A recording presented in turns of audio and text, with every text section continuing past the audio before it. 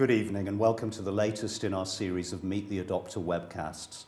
As you know, this is the time when we hear the personal stories of people who have adopted a child into their family. This webcast is coming to you during National Adoption Week, and to mark the occasion, we're doing something special. Our guests tonight are adoptive mum Jane and her daughter Izzy. Izzy became a part of Jane's family in 1996 when she was 6, and tonight we'll hear from both of them about their lives together. Of course, as ever, we'd like you to join in the conversation. If you'd like to take part, you can tweet at First for Adoption using the hashtag #MeetTheAdopter, or you can email socialmedia@firstforadoption.org.uk. But now it's time to welcome our guests. Jane and Izzy, hello. Jane, if I may, I'll start with you. Yeah.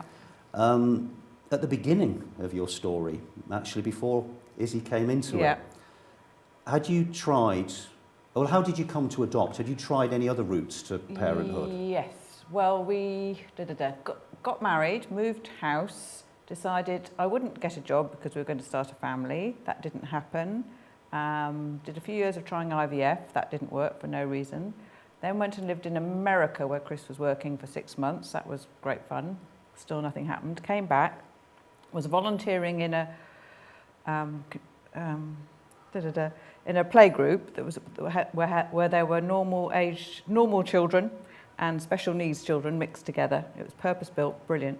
And in the coffee room there, staff room, there was somebody talking about their mother-in-law who was fostering very badly and couldn't understand why she was allowed to be a foster carer. So I thought we could do that, because at the time I didn't think I could look after other people's children in my mind then. But fostering, the very first boys we fostered, they were 3 and 5, and they were going to the local school that I had connections with, and we had them just before the summer holidays. And when they went back after the summer holidays, the teachers couldn't believe he was the same child, because we'd given him normality, would you say? And we could have adopted them, but they went back to live with their natural dad, which was good because he was living in America and he came back and collected them. So after we did various fosterings, short-term fosterings, we thought, well, we could go down the adoption route. What do you think changed your mind? Because you sounded like, from what you said... Yeah, because some of the children that we fostered, we could quite easily have adopted. So once you had a little person or a couple of children in your the first house, boys were 3 and 5. Yeah. And then we had at one time we had a 6-month baby and a toddler. That was, so I had my mum helping and a health visitor helping, you know. So that was, so that was all good experience. So when we went down saying Izzy, so being a foster carer, I was involved in the meeting other foster carers, meeting social workers, getting working parties and stuff. So I got to meet quite a few social workers and stuff. And then when we went to be adopters, we had to go, we were the first adopters to go in front of a panel. And we knew the panel, well, I knew them, and I think they were more nervous than we were. And I think it was while we were going through the process at the end, or our social worker said, what about these 3? So you were presented with a profile a picture first, and then a brief profile, and then so then we went to meet them down in Cornwall. They were. So and actually I knew it was right. At the time when we first went there, I went into, because we're Christians, and I went into Truro Cathedral and had a little prayer and definitely felt that this was right. So that's why, so then we met them. So had you decided, you and your husband, Chris, that you wanted to adopt siblings? Yes. So you were quite prescriptive, Yes. You were quite clear. Yes. What had led you to think, because that's a handful in anybody's Yeah, well, book, I'm one of isn't it? 3. Chris is one of 3. We always said we would have at least 3 children ourselves. So that seemed and because for one reason, they couldn't find out why they thought I couldn't, we thought we'd adopt 3. So we did. So there were 2 boys Yeah. and this This girl this here. little girl here, And who what was 6. Izzy, I'm going to thank you for being patient. I'm going to ask you in a moment what you know and what you can remember, but stick with Mom for a minute. So you met them. Yeah. It felt right, you said. Yeah. What was it like when you first took them home? I think it was good because of the travel distance. First of all, we stayed in a holiday cottage and they came to visit us. We did it gradually, didn't we? So we had a holiday cottage with a little farm thing. Yeah. And we went and did that. So it was a while before because they actually came to us on your youngest brother's 3rd birthday. So Izzy, I have to talk to you now. It's silly not to bring you into this conversation as you're at the centre of it. You were 6. I was 6, yeah. So what is there anything that you can tell us about what you remember in your life before becoming part of Jane and Chris's family that you want to share with us? I remember it was difficult. Growing up, I was the oldest child within the family at that time, so I was looking after my brothers. And it was really nice actually becoming part of a family where I was a child again, and I wasn't having to care for my brothers. Had you moved around a bit? Had you been in various foster placements? So I was fostered at the age of 3 with my brothers, and we had been in foster care for about 3 years with the same family. And then when I was 6, so after 3 years, then Mum and Dad came and adopted us. Yeah. And you obviously understood, as this very vigilant 6-year-old who was aware of what was that families weren't necessarily fixed things, they were movable things, but you understood that what was happening was different this time. And that felt good. Yeah, it felt good. And did you settle, do you think, quite quickly? Yeah, I definitely would say settled really quickly. I think it does take some time to settle in, but I think from the moment of becoming part of a family and having a mum and dad. And the wider family as well. And the wider family, my grandma and grandpa welcomed us and the whole family were there to welcome us. It was just really nice to be part of this big family. Some people, you were talking about, thank you for that, Izzy. Jane, you were talking about your own preconceptions, if you like, before you began to foster and then come to terms with the idea that you might like to adopt, around adoption. And so your take on adoption obviously changed very quickly once you found yourself actually parenting children. How did your family, the wider family that you talk about, were they open to the idea? And actually because a cousin of my dad's, she did the same. She adopted 3 children, although they happened to be from South America because he was out there working for Oxfam. So that in the wider family, it had already happened. So it wasn't unusual in that way. But no, it was all very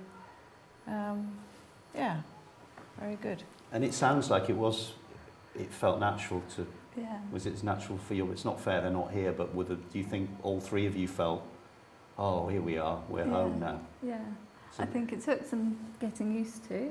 But I think everyone goes through their ups and downs. But the end result is amazing. Was there a moment that you felt that, for Jane maybe more than you, Izzy, that you'd become a family because you must have been so wary of trying to speed up the process, if you like, or to... I can't think of anything particular. It just sort of like... Maybe the first... So we're talking time frame. The first summer holiday we had together that my mum organised, we went down to Cornwall, Devon, somewhere around there anyway, with a cottage, and that was just really nice. Everyone, and that, So you had a very good network, it sounds like, of people Yeah, very around you, both in the supportive, family and your friends that you'd Yeah. made through fostering, and Yeah. those panel members and Yeah. people like that. Yeah. Did you feel, in retrospect perhaps more than at the time, do you feel you were as prepared as you needed to be to start Yes, this I new think family? So. Yes, because again, I worked in the playgroup, where there were special needs and normal children. Well, you couldn't always see the difference, but anyway, and through that did various training, so knew what strategies, and done some training, and also the local primary school. I was a governor there, and the special needs governor, and then chair of governors and special needs governor. So I had that sort of knowledge going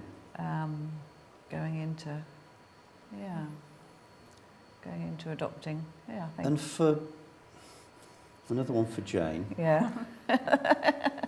For some adoptive parents, one of the tricky things and one of the scary things is the idea that however much you welcome a child into your family that has had an uncertain start to their lives, Sure. there's this history that comes into the family. There's this spectre almost of a birth family. Sure. And I wonder how the two of you actually found life story work beginning to talk to Izzy and her brothers about how they came to you, and obviously Yeah. Izzy would remember some of this anyway. Yeah. How was that, working on that together? Were you able, do you think, to... I think we did it gradually, because I mean, Izzy knows now because she's an adult, but at the time, because their mother had schizophrenia, which wasn't known when Izzy was little.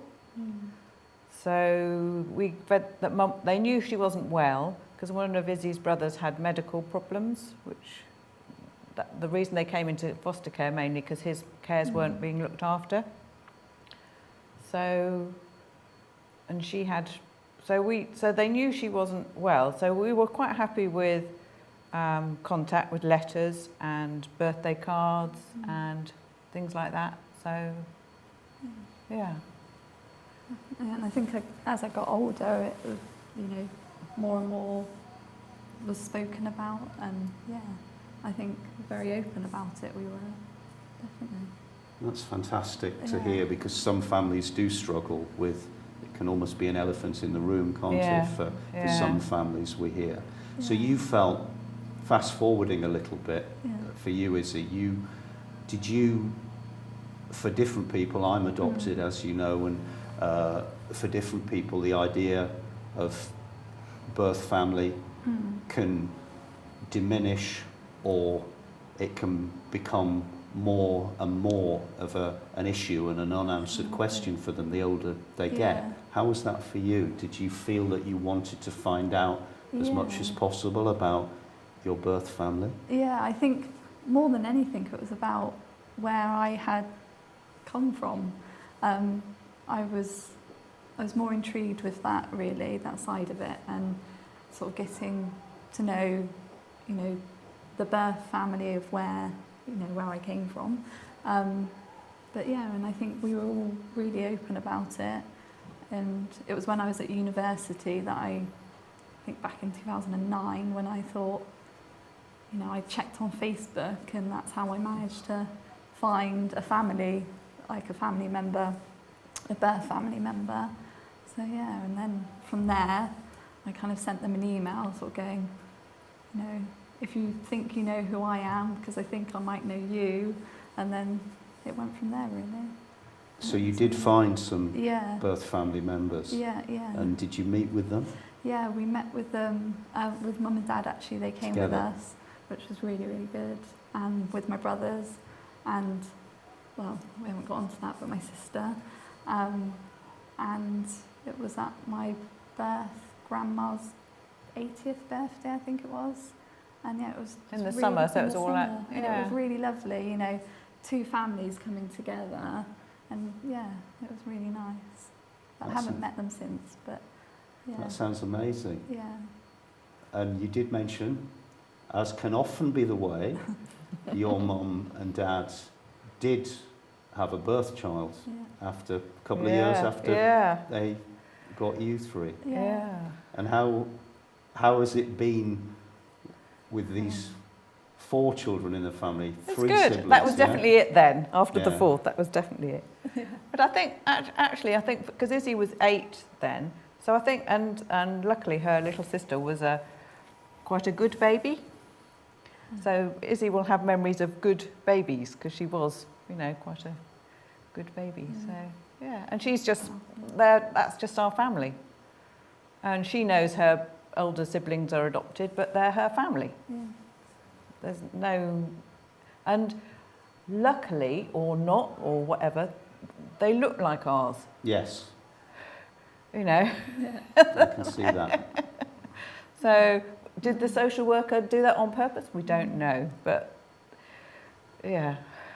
Thank you. Izzy, do you think it made things easier for you, making sense of your history, Yeah. that you were doing it with 2 brothers or 2 siblings? Yeah, I think it was definitely a lot better having my siblings with me.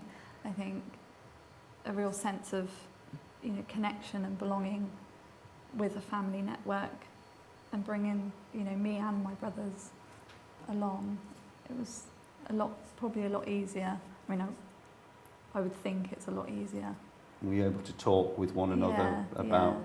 And we still talk about it now, and it's really, really good. I'm there for my brothers, and my brothers are there for me, so it's really, really nice to have that. Did you find any challenges about that you can maybe attribute to being adopted? Were there challenging things that you found when you were? I mean, for a lot of us, it's in adolescence. Yeah.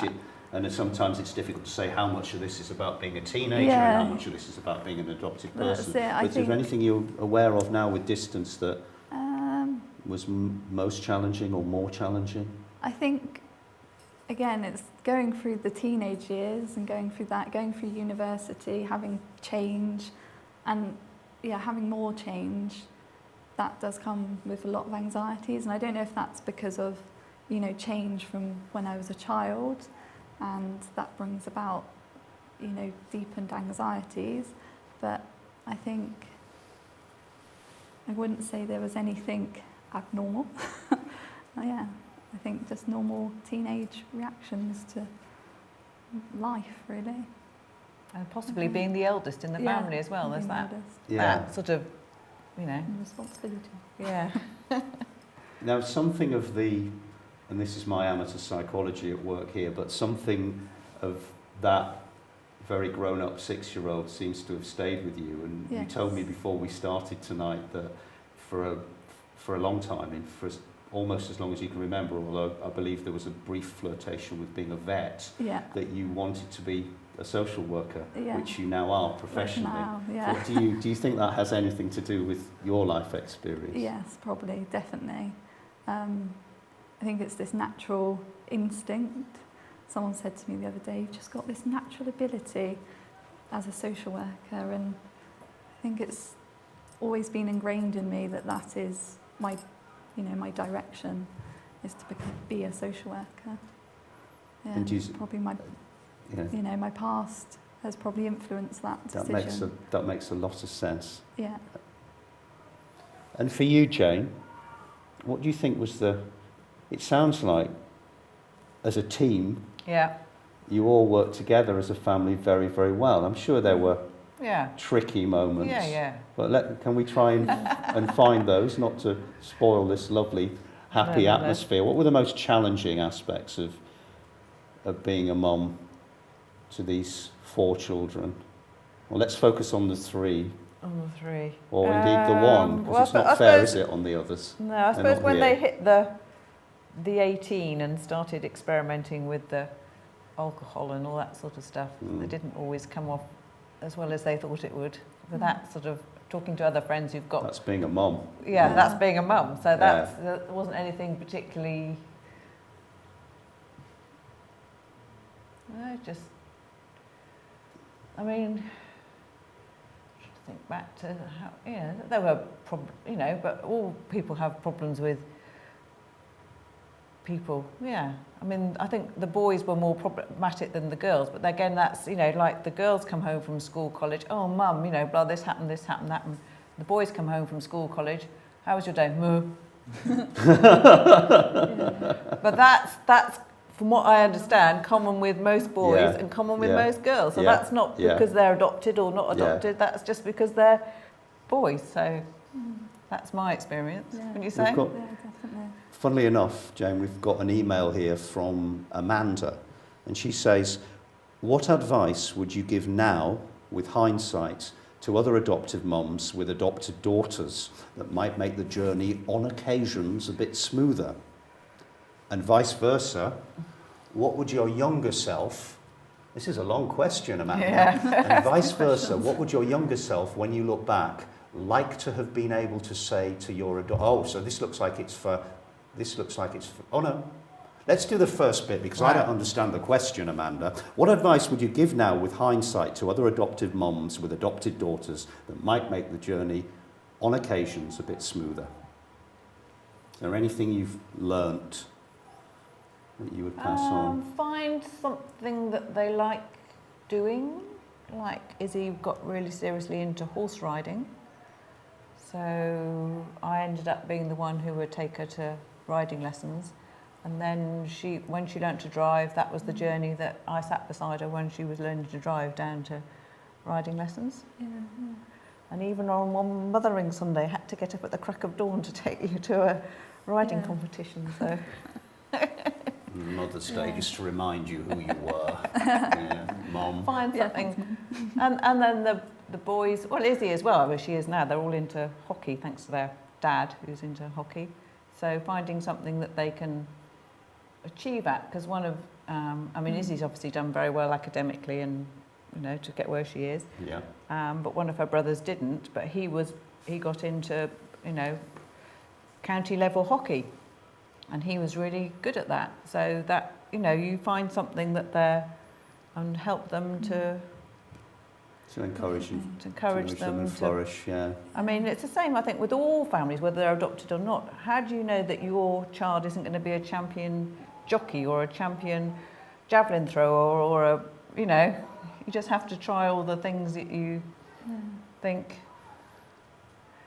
Definitely. That makes sense. So I've made sense of Amanda's question now, and it was, the vice versa was for you, Izzy. Oh, okay. What would your younger self, when you look back, like to have been able to say to your adopted mum that would have helped her maybe understand you a bit better? Maybe she did understand you very well, it sounds like she did. I think Mum did understand me very well, and definitely. I don't think there's anything that I could say. Just do it again. Do it all again, if it happened. Yeah. I didn't pay them to say this, honestly.